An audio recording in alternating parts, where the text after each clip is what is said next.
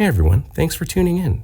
It really helps me out if you like, comment, subscribe, and if you would consider purchasing from one of my sponsors in the description. Thanks a bunch.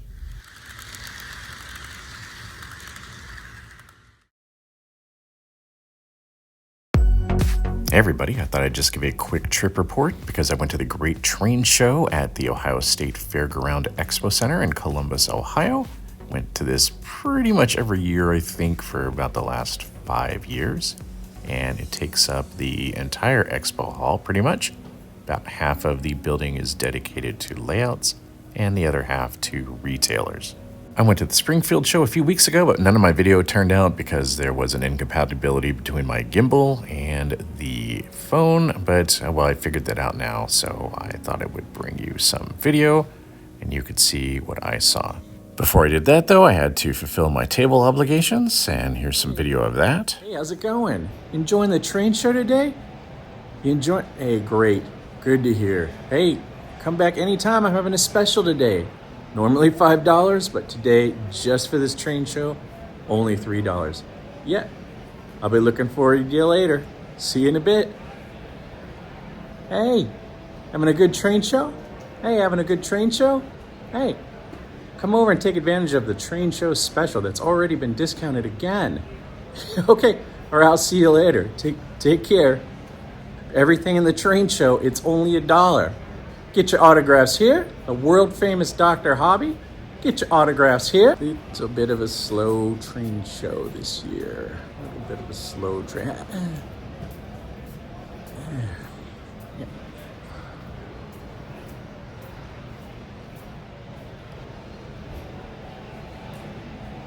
I'll give you $1.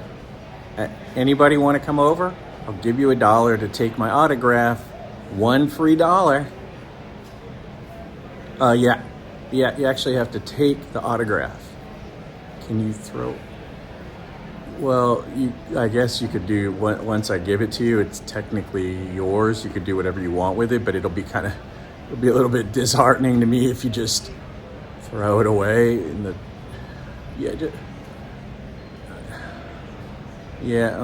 okay, well, all right, you think about it, and you come back whenever. All right, so it's pretty clear that I've got to change my strategy around if I'm going to get a table next year at the train show. So, all right, let's go on with the rest. Your standard bearers were here, SEK Hobby Supply. They always show up at this particular train show. They had their typical selection, which is usually pretty good, especially for HO, which is something I really appreciate. And I bought a lot of things here last year. This year didn't pick up anything. Pikesville models, which they're here, but they don't really sell a lot of the things that I buy. And because of that, I looked around here, but didn't see anything that really helps me out. And plus, everything I get is so specialized. Kim's Trains, again, a lot of buildings, but I've got a lot of buildings that I haven't built yet, and I'll start showing those here on YouTube pretty soon. But I didn't really want to pick up any more buildings. But yeah, they had a lot of things that are, of course, great to look at. And the locals, Robbie's Hobbies was here, but he didn't bring any of his Markland stuff. And that would have been the best chance for me to actually pick something up. But there was a lot of stuff here. In fact, I did a video on this. I repaired this a couple months ago, I guess. But I'll be honest, guys, overall, this show was a bust in terms of retailer, a huge bust. Last couple years, there's been a pretty fair amount of European stuff, and I was able to pick some things up. Just a lot of retailers aren't here, and I was really surprised. A lot of O-gauge stuff. I mean, here's some stuff. I've got this. Just a lot of kind of your typical American stuff, and that's great if you need to pick it up, don't get me wrong, but a lot of O-gauge. I think if I was an O-gauge modeler, this would have been a lot better show for me. But, I was hoping at the Springfield show, there was a ton of stuff like this. A lot of older stuff, a ton of tin plate at the Springfield show. A lot of stuff like these streamliners here, and I thought I had gotten a lot of really good video of it, but in fact I didn't. So it was this kind of thing I was really looking forward to, and this added to my disappointment of the train show this year. This thing is beautiful. absolutely love it, and I hope somebody comes out with this in an affordable run in HO. I'd love to see it, but again, I just really don't have much to report in terms of retail. I hope those of you who were here and do O-Gauge had something you can look into. I mean, there were a lot of things like this, a lot of toys. And actually, I'm kind of into toy trains. I'll talk about that a little bit more here in the future, but not really much that your model railroad hobbyist could do with this. Fair selection, I guess, of N-Gauge stuff, but I think if I ran N-Gauge, I would also have been disappointed with this show for the most part. I don't know, maybe I'm wrong there, but just didn't see a lot here that was too interesting. So I don't know, I talked to the guy from Robbie's Hobbies, and he says that he's definitely noticed a decline over the last few years at this show, and I hope it doesn't decline much more, because it's going to turn into a show that is not for model railroaders. It'll turn into a show maybe for people that, well, the mix for O-Gaugers, and here was some interesting stuff. So I don't know much more to say about that. I don't want to drag this on, but I have to admit there were a couple things that I found were pretty cool, and I wish in a way I could run O. My father ran O, and he really enjoyed it, but I'm not going to try to run 2 scales. I like, of course, the steam engines. They're a lot more robust than the ones we're running in HO for the most part. You can kind of torture them, but it's just not a gauge. I just can't run 2 gauges. But yeah, these were neat. So again, I wish I was into O, but I'm just not. And there were a couple things that I saw, though, that made me almost wish I ran O, and this New Mexico boxcar was pretty good. I used to live there, and I used to go to the balloon fiesta every year, and they used to come and land in our schoolyard.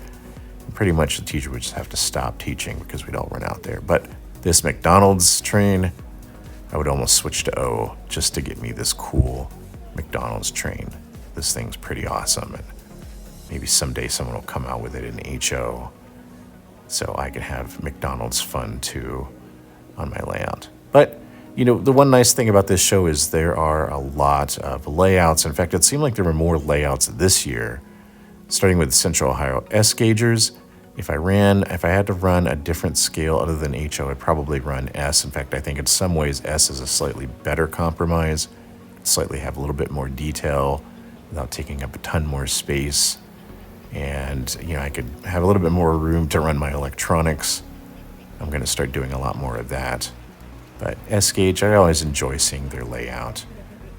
I think it's a scale, and it really appeals to my eye. And maybe my eyes are getting a little bit bad as I get up in years, and it's the other reason S looks a little bit better to me now. But there it is. They always impress with their nice layout.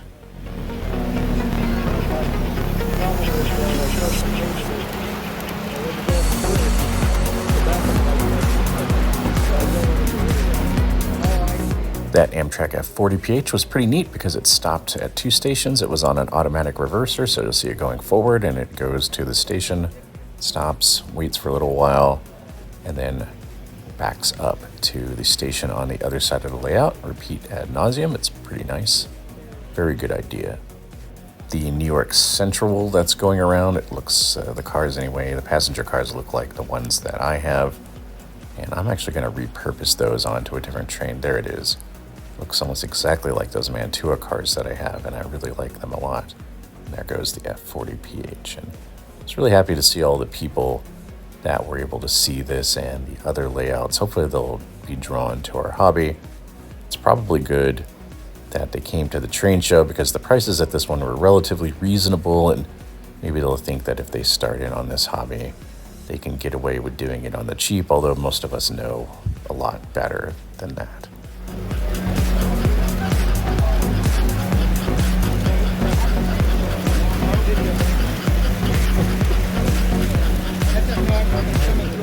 Really nice box bridge coming up. Very nice. Somebody spent some time doing that. There's in fact a lot of nice bridges on this layout, so if you have a chance to see it, make sure you do. I see them pretty much all over the place. I can see it from the exit side. Very nice work put into that. They've that's pretty neat, the diner that they have here. So I really like this. I think I've seen this, like I said, every single time. and they always do a good job. And it's a really reliable running layout, too. I noticed they don't have a lot of problems. And there you can see the F40PH stopping in this station. All right, Central Ohio N-Track. The T-Track, they actually have 2 layouts that they brought. And I'm not exactly sure what the story is between the 2 layouts, but I assume this one, it's modular, but the modules are a lot smaller. And I assume it's just designed to sit on top of this table. So it was nice to see some European high speed here. Of course, that's something that you'll see on my layout, pretty fair amount. Any kind of high speed that I can get my hands on, and I haven't shown off a whole lot of it, but I really enjoyed watching this going around. In fact, I'm going to have a video of me repairing one of these. So I've got to get that done. I've got the parts, but I haven't had the time yet to repair it. So I will do that soon so that I can have one of these Thallies running around on my layout as well.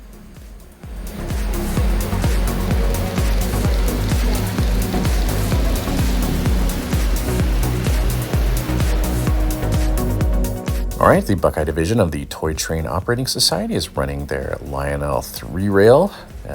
I don't know if I've seen these guys here before. I may have, but I didn't document my trip, so I'm not entirely sure. I know my father would have really liked this, and I'm really, of course, running O-scale, they can really pump up the electronics because they have a lot of space and a lot of voltage and amperage to work with, so it's one thing I would love about running this scale, but just think the size, room requirements would just be a little bit too much. And there's something, I don't know, there's something that can often look a little bit bastardized to me about O-scale. I think they have to make some compromises in the length in particular, and sometimes the way the trucks and frames work that just look a little bit strange to me, but I'm sure I'd get used to it.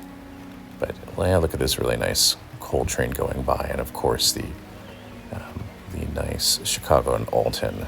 Very, very cool looking train. And they were starting to pull this up while I was there because there's about 40 minutes-ish left before this closed. So, but I'm glad I got to see this running around. Looks great.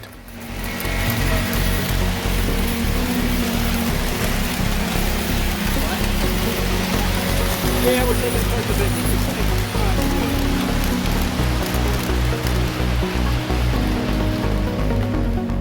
If you like going big with your model trains, then the Columbus Garden Railway Society always shows up, and they have a nice layout. I've seen them at quite a few shows in this region, and they usually just set up right on the floor. In fact, I can't think of a time that they didn't. So here it is. It's a little bit far away, and I think they probably in particular want to keep the kids away from it a little bit because these are so big. And on the floor, it's not going to take much for a youngin' to cross the barrier and try to ride one of these or try to treat it like a toy. It's funny, I haven't even really looked into G-scale much because it's just something that I know I'm not going to run, but, a big part of me would like to, but I'm sure the cost can be pretty prohibitive.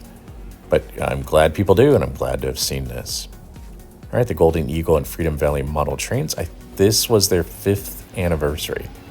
They're a very new club, and they had signs saying that this was literally their 5th anniversary while they were here.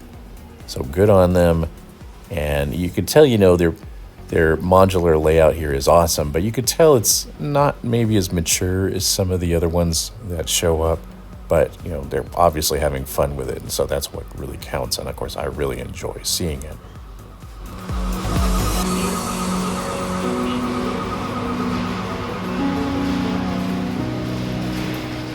I think one of the last things my father did before he passes, he started to look into clubs in the area we were living in. He was hoping to build a module. I'm not really a big club guy. My father was a little bit more into that, so I doubt I'll ever really spend a lot of times in the clubs around here.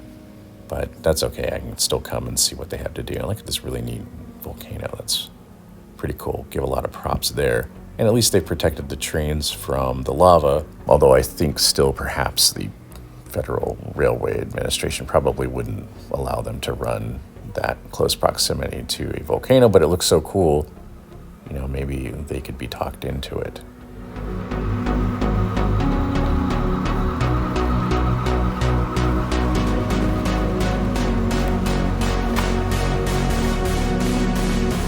the Miami Valley Model Railroaders always show up to this thing, and they bring a massive modular layout, an incredibly massive modular layout.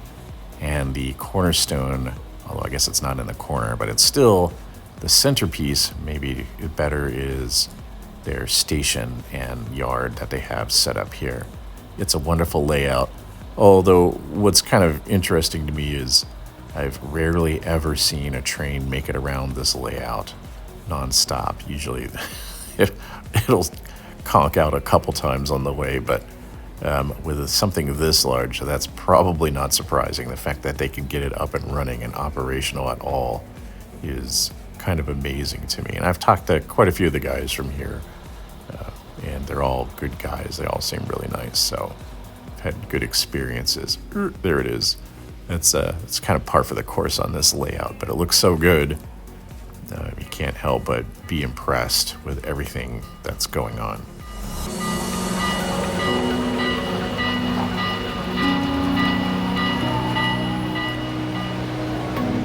And I've seen them run European stuff on here, particularly 00 scale from England. I think I've seen them run some European trains too. So every time I come, I'm always in awe of how much work this much must take. I don't know how long it takes them to set up. I never bothered to ask because I'm sure whatever they told me, it's going to be just a massive number. And then, of course, to tear it all down, even to ship it here and back to wherever it's stored. I can only imagine what this would take. And they have neat descriptive titles on each of these sections in terms of who built it and where it's supposed to be representative of. So I really appreciate that. Here's a beautiful orchard, orange orchard that had very neatly planted rows of orange trees. Really beautiful grove. And, this is one area I have a temporary layout. Actually, everyone's been really nice about not commenting on the temporary and somewhat pedestrian nature of my layouts, but I know I'm not going to stay in this location forever, and I don't want to take the time to build an actual layout when I know I'm not going to be here. But that's part of the reason I love coming to this, is I can see what a real layout looks like and the kind of things that I can be doing with mine. And I assume a lot of people do that when they come to these shows or they look at layouts.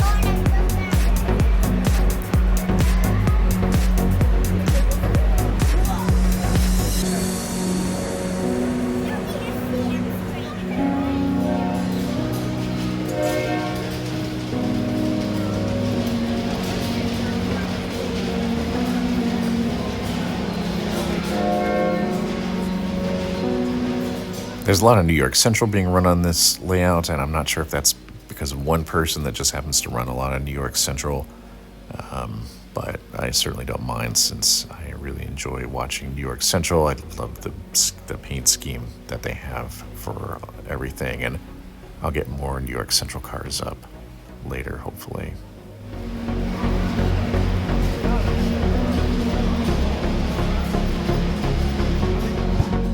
All right, now we've got Central Ohio N track number 2. This is their modular layout, their non-tabletop layout. And again, it's also very large. And of course, for N scale, I think they're running at least 1/2, if not 3/4 mile straights. Very, very cool. There weren't many trains on this because they were starting to pack up by the time I got there. And just like with Miami Valley, there are a lot of creative and wonderful modules on this. Look at all the strata that they have here in these formations. Really well considered, really well thought out. And it's inspiring. It makes me think of, can I put something like this on my layout in the future? And I think I definitely will, because I think it's just really visually appealing to see just all those formations. And it's something that reminds me of growing up in the Western United States. So I'm glad I was able to see this.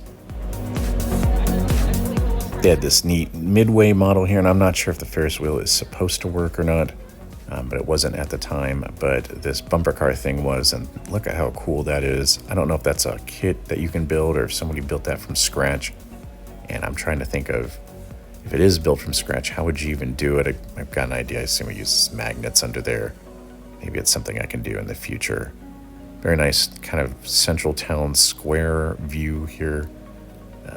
Yeah, it's really neat.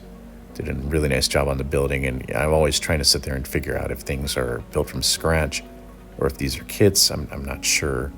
In this particular case, some of these are obviously kits, but some of these look like they're scratch built. But I'm a big urbanist, and when I finally get my permanent layout up, I'm going to have a lot of urban spaces because that's just what I find visually appealing. But yeah, they've done really nice here. This really cool drive-in. I think I'll definitely have a drive-in. In fact, I'm working on a drive-in project now that uses a computer to drive the screen, and the computer will do other tasks on the layout as well. So there'll be a drive-in, and it will be partly for the sake of having a drive-in. But in reality, it's an area where I can have my computer running, and the computer is going to do work. So yeah, it should be pretty nice. This Godzilla thing was pretty cool. Not entirely sure what the entire deal was here, but it looks neat. It's hard to beat that. And of course, Godzilla does have an affinity for trains. He and King Kong both seem to like to grab onto them when they can. It's nice. Again, reminds me of the Western United States. It's kind of this Moab-esque area. Very, very cool.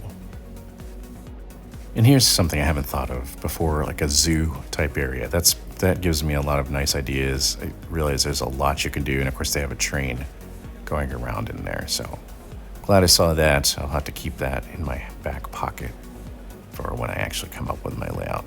All right, so that's the trip report. Yeah, I don't know what's going on with the retailers. If it gets much worse, I don't know if it's going to be worth coming. Then again, I only purchase things at probably a quarter of the shows that I go to.